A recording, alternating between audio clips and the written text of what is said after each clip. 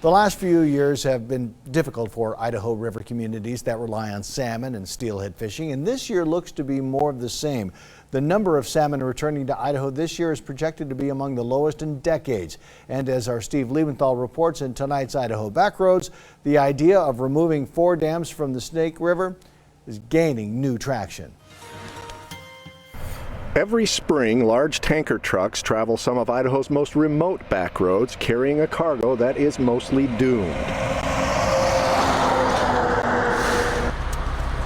Fish and Game technicians attach tubes to the trucks to release steelhead and salmon smolts into the river system, with hopes that they will make it to the Pacific Ocean and back to these very waters where they are released. But in an average year, less than 0.5% of the Chinook salmon smolts that are released will make it back.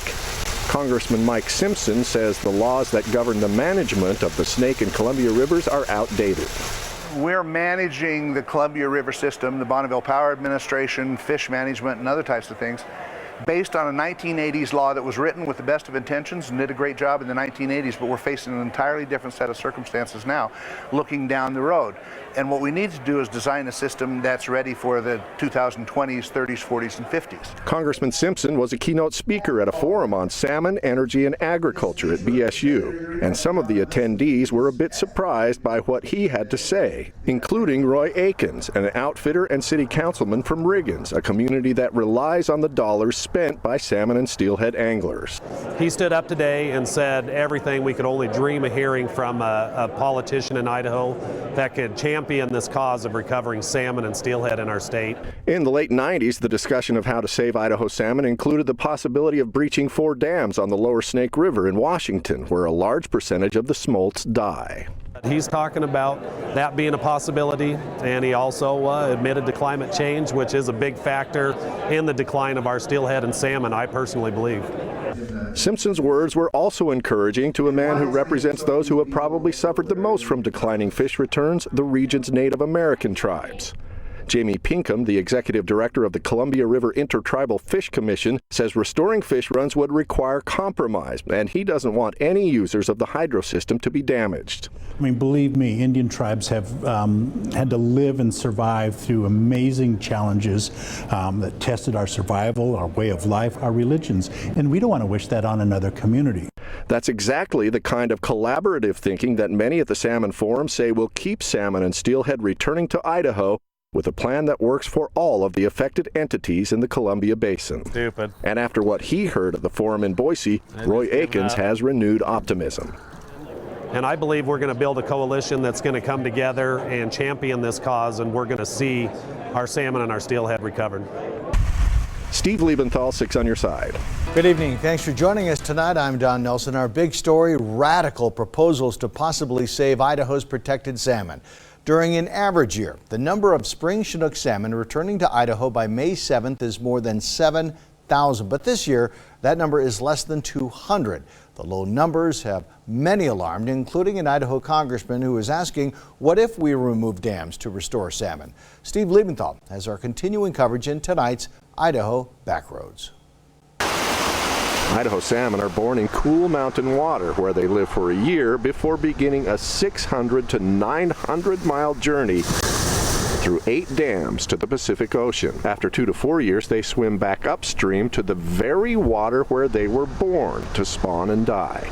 It's a natural cycle that some call miraculous. It's one of God's cycles, and we probably should not play with it. That was the voice of Idaho Congressman Mike Simpson, one of many in the region alarmed by the small number of salmon making it back. Well, the fisheries are down, the spawning counts are down, the return to the hatcheries are down. We haven't seen runs this dismal probably for 25, 30 years. Fisheries biologist Jim Martin has watched salmon numbers decline during his 50-year career, and now in his retirement, he says the primary reason for that decline is the radical change in the river system.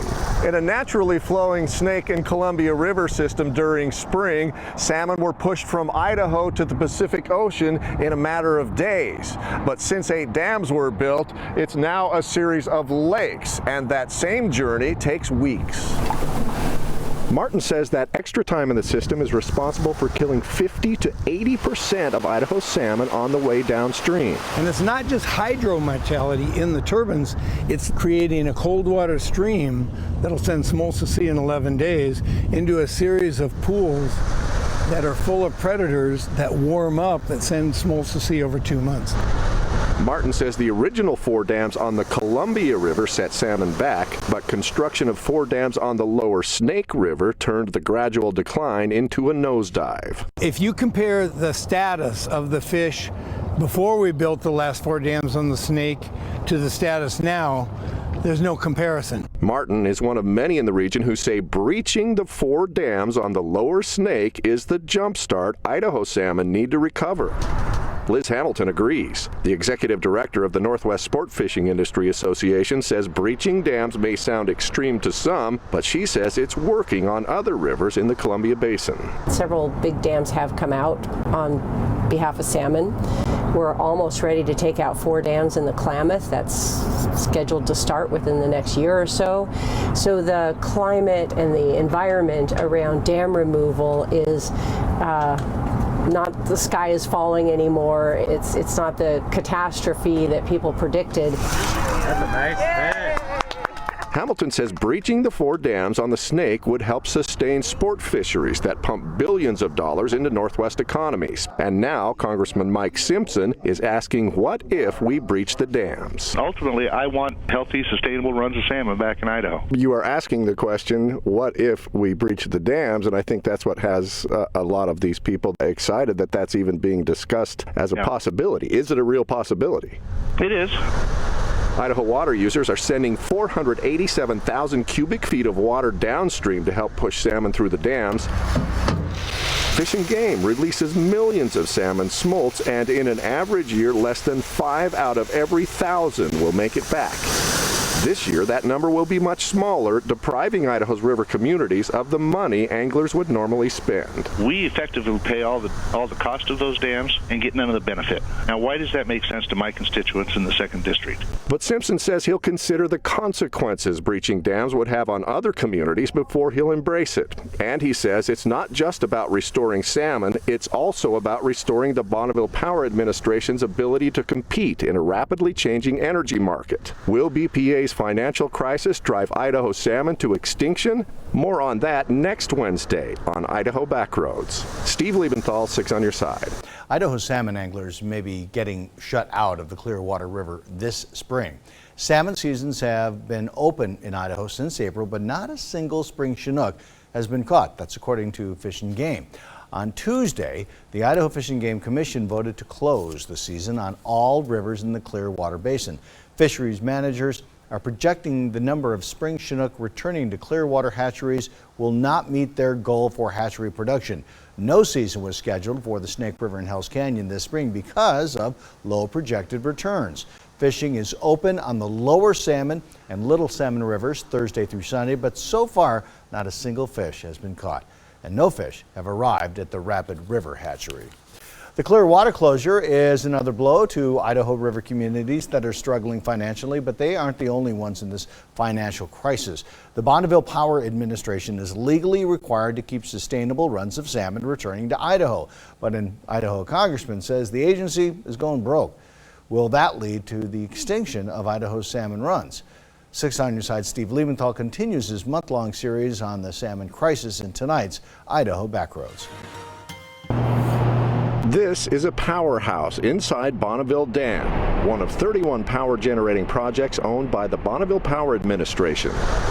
The dams on the Columbia and Lower Snake Rivers are major suppliers of carbon-free energy to the Northwest, especially Oregon and Washington. But all of the power that Bonneville Dam and the other 7 dams upriver generate is expensive in today's market, and the Bonneville Power Administration is losing market share to newer alternative energy sources.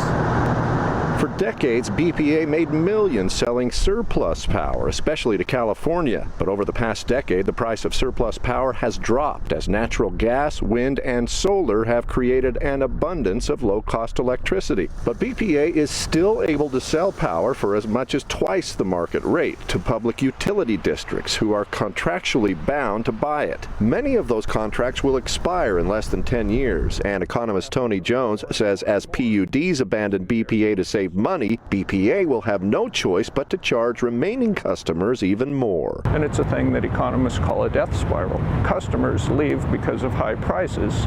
The prices go up further, driving more customers away from the market, driving prices up further, which encourages even more customers to buy less and less power. So it's a spiral that feeds back on itself. And it eventually ends up where?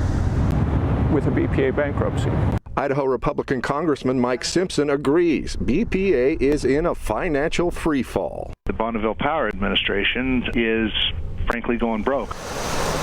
Among BPA's operating expenses, funding for fish and wildlife, including around $16 billion spent on salmon recovery. But numbers of salmon returning to Idaho are the lowest they've been in decades, and the congressman says something has to give. We're either going to have to give up on salmon and say, okay, they're gone, or we're going to restore them, one of the two. But we can't just keep managing them for the purposes of extinction, which is kind of what we're doing right now. Simpson says he's determined to find a way to save a struggling BPA while also bringing Idaho salmon back to sustainable numbers. Jones suggests Bonneville Power rid itself of assets that are losing money, in particular the 4 dams on the lower Snake River in Washington. It probably costs someplace between $45 and $50 a megawatt to produce power at the lower Snake dams, all of which is sold for $30 or below. So the 4 lower Snake dams are losing on the order of $100 million a year. If they were owned by a private agency rather than a federal agency, the private agency would have a backhoe up there this afternoon starting to take them down. But BPA is backed by the federal government, and with $1 billion in upgrades scheduled for the turbines in the lower Snake dams over the next decade, Congressman Simpson says the agency is expected to ask Congress to approve an expansion of its ability to borrow from the Federal Reserve. They're going broke, and they'll have to ask Congress to extend their borrowing capacity in 2023, and I don't think Congress is going to be very excited about that. At the same time, he says selling Congress on removing dams to restore fish would be equally difficult. But Jones says from an economic standpoint, saving Idaho salmon is simply an added incentive to what he says is already a sensible financial decision. Letting the fish go extinct would be a moral disaster. However, totally ignoring the fish, the dams are still losing $100 million a year. It still makes sense to take the dams out just from an economic perspective. Steve Liebenthal, 6 on Your Side. 6 on Your Side at 10 continues now. Tonight we continue our month-long examination of the salmon crisis in Idaho. The annual salmon return over the last few years has been the worst in decades, prompting talk of breaching dams on the Snake River. That includes salmon advocates and advocates of a population of killer whales. Our Steve Liebenthal shows us the connection between Idaho salmon and the orcas in tonight's Idaho Backroads.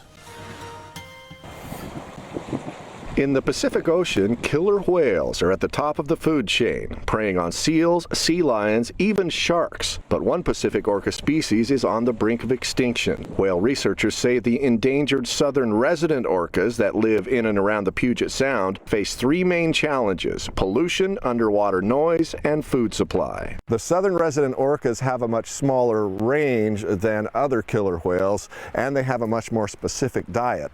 Unlike the orcas that swim farther down the coast and farther up the coast, the mainstay of the food supply of the southern resident orcas is Chinook salmon. But Chinook numbers have plummeted, and whale advocates say the key to keeping the southern residents from going extinct lies in the clear, cool water of Idaho's mountains. If we want the killer whales to survive, we have to return salmon to their headwaters in Idaho. Chiara D'Angelo Patricio is the Pacific Coast organizer of the Endangered Species Coalition. She says the lack of salmon inhibits orcas' ability to reproduce, putting the southern residents in what she calls a fertility crisis. And we know when a species has has a fertility crisis, a crisis with reproduction, that puts them on the edge of extinction. Whale advocates are largely responsible for a renewed conversation about breaching 4 dams on the lower Snake River in Washington. And when they heard Congressman Mike Simpson speak at a forum on the salmon crisis, they say they found new hope. Simpson told the story of a trip to the Stanley Basin where he and his staff witnessed a single female Chinook laying her eggs in Marsh Creek before dying. Part of a natural cycle the congressman attributes to a power beyond nature. These are the most incredible creatures I think that God's created. It's a cycle that God created. We shouldn't mess with it. Congressman Simpson has been talking to people throughout the Northwest and in Washington, D.C. about the salmon crisis, and he says he's determined to do what he can to solve it. I've come to the conclusion that I'm going to stay alive long enough to see salmon returned in healthy populations in Idaho. Those comments moved the crowd at BSU to applause, and they moved whale lovers to believe there is hope for the orcas. When he talked about the salmon as a species of God, as a species of his God, that in his lifetime he's going to see those salmon recover, that's a commitment I actually believe. While Simpson says removing the dams is a real possibility, he says nobody should jump to any conclusions just yet. All they've heard from the reports of my speech was Simpson wants dams out, and that's not what my speech was about. My speech was about both the Bonneville Power Administration and saving salmon. Simpson says saving a financially troubled BPA and bringing salmon back raises many difficult questions, and he wants to know how removing dams would impact beneficiaries, like grain growers who use barges to ship their goods through the system. And he says salmon migration is just part of the equation. Fishing in the Pacific Ocean, predator control, water quality, all of those kind of things have to be dealt with if you're going to bring salmon back, I think. The congressman admits that restoring salmon is a difficult challenge that will take unprecedented collaboration among Northwest interests, and D'Angelo Patricio agrees. We have to work together to build a bridge, an unlikely alliance. Steve Liebenthal, 6 on your side. With salmon returning to Idaho in historically low numbers, there's renewed talk of breaching the dams on the lower Snake River in Washington state. Salmon advocates say removing the 4 dams is the key to restoring fish runs, but who would be impacted? 6 on your side, Steve Liebenthal continues his month-long series and takes us to North Idaho in tonight's Idaho Backroads. Idaho may be best known for its famous potatoes, but in the northern part of the state, wheat is king. Plentiful rain and rich soil allow farmers to produce millions of bushels without irrigation systems. But manipulating water is still important to Idaho's grain growers. Lower Granite and 7 other dams on the Snake and Columbia Rivers make Lewiston a seaport. Wheat Commissioner Joe Anderson says the slackwater system and the barges that use it create a very efficient and cost-effective way to get their crops to Asia. And they can have barge loads of wheat ready to load on an ocean-going ship in about less than 4 days. So hearing Congressman Mike Simpson say removing the 4 dams on the lower Snake River is a real possibility makes the region's grain growers nervous. Anderson says removing the Snake River dams would be devastating to hundreds of farmers in Idaho and throughout the Columbia Basin, biting into, if not eliminating, already tight profit margins. He says the past 44 years since the completion of Lower Granite Dam have been bountiful for Idaho wheat farmers, dramatically increasing yield and profits. They've provided a lot of jobs and an economy and a way of life that we're really accustomed to. But Native Americans say the dams have disrupted a way of life that goes back much further than the 1970s. For centuries, salmon returning from the Pacific have been a vital part of life for the Nez Perce tribe. We're part of them and they're part of us, and the connection, runs deep, back tens of thousands of years, and they're a vital resource to the tribe as far as dietary needs, but also the spiritual connection that we have. The Nez Perce spend more than $20 million each year working to keep salmon and steelhead returning to their native lands, including the work they do here at the Dvorak hatchery. But this year, the number of Chinook making it past Lower Granite so far is around 25% of the 10-year average and just a fraction of the number that made it back just a few generations ago. In reality, what we're doing still today is trying to protect our way of life and trying to get back to, where we were before, and we're not even close. Anderson says there's no firm evidence that removing dams would elevate salmon numbers. To make this leap that this would be a cure-all is just way oversimplifying a very complicated problem. And with many railways in the region sitting stagnant and in some cases removed, he says finding alternative transportation may not be as simple as some think. And one of the other problems that comes with that is that the rail system between here and Portland is pretty close to capacity. You drive to Portland and there'll be trains stopped along the tracks waiting in sidings because they can't handle them in town at the export elevators. Anderson thinks recovery efforts should focus on many other issues facing Idaho salmon, especially predators like sea lions, whose populations have skyrocketed in recent decades. Oatman agrees that salmon face many challenges, but he believes without a free-flowing Snake River, future generations of Nez Perce have little chance of seeing the kinds of returns his elders once enjoyed. And we've tried just about everything else to bring those fish back, short of removing those dams. And I'm glad to see that that's back on the table, that it's becoming, in my lifetime, that'll be a reality. He hopes recovering Idaho salmon runs will be a part of his legacy, and he hopes Congressman Simpson and other representatives will strive to make it part of theirs. Steve Liebenthal, 6 on Your Side. Next week, we will wrap up our series on Idaho's salmon crisis with a look at the numbers and just how challenging it is to get the many interested parties to agree on a solution. 6 on Your Side at 10 continues now. Tonight, we wrap up our series on Idaho's salmon crisis. Just this week, Fish and Game closed a very short spring Chinook salmon season because of low returns. Fish advocates say Idaho salmon are on the brink of extinction. And Congressman Mike Simpson says the Bonneville Power Administration is going broke. But with so many different points of view on such a complex issue, is a solution likely to happen? 6 on Your Side, Steve Liebenthal looks at some of the numbers in tonight's Idaho Backroads. Use quick fish. At stores like Dale's Cashway along the Clearwater River, salmon season is big business. Even though seasons generally last only a month or two, owner Dale Hauntz says salmon gear accounts for 50% of his annual fishing tackle sales. It's big business. I mean, not necessarily for sporting goods stores, but I mean, airports, rent-a-cars, cafes, hotels, restaurants, I mean, everything. In a good year, boatloads of anglers would be launching from ramps like this one on the Clearwater River, eager to catch a Chinook salmon. But this year, numbers are so low, Fish and Game closed the season before a single fish was caught.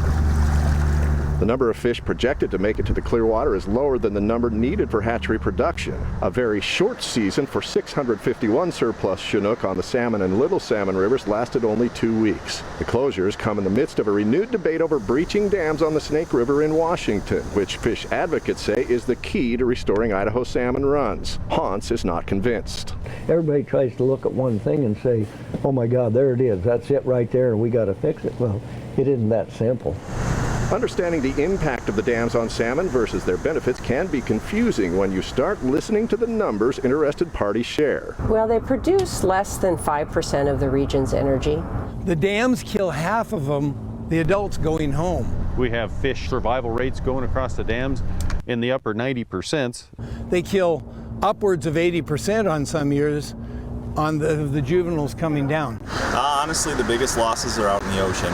I had someone actually come up to me and show me some numbers. They said, well, the number of salmon coming back have increased since they put those 4 dams in. Really? I said, you're looking at some really strange numbers there, because that's just not true. And then there are these numbers. It probably costs someplace between $45 and $50 a megawatt to produce power at the Lower Snake dams, all of which is sold for $30 or below.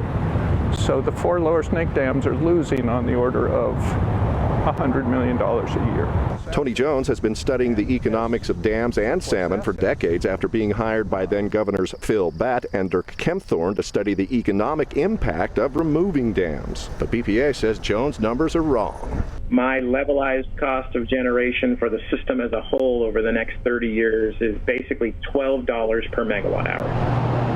BPA came up with that number using what they call a levelized cost of generation for 30 years across 31 power generating projects. It is based on the cost of operating and maintaining the dams, but does not include the hundreds of millions of dollars BPA spends each year on salmon restoration, money Jones says is an integral part of the equation. So which numbers might those making tough decisions about salmon recovery use to make the correct decisions? This is one economist who's wonderfully respected, but do people pay attention to him versus a big institution that has a lot of people that work for it, that has a pretty good marketing machine that goes with it and so forth? You just have to see. John Freemuth, who moderated the recent forum on saving salmon and saving BPA, says those who are open to dam removal may lean toward Jones' numbers, while those who are steadfast against breach are likely to listen to BPA. And with the current division in Congress, Simpson says reaching any kind of consensus will be difficult. You know, it took me 15 years to get to Boulder White Clouds Wilderness Fest in central Idaho. That seemed like pretty much a no-brainer. But the many people who we have talked to throughout this series have hope that Idaho salmon can and will come back, including Dale Hauntz. If you can get everybody together and get to work on it, yeah, it's possible. Steve Liebenthal, 6 on Your Side.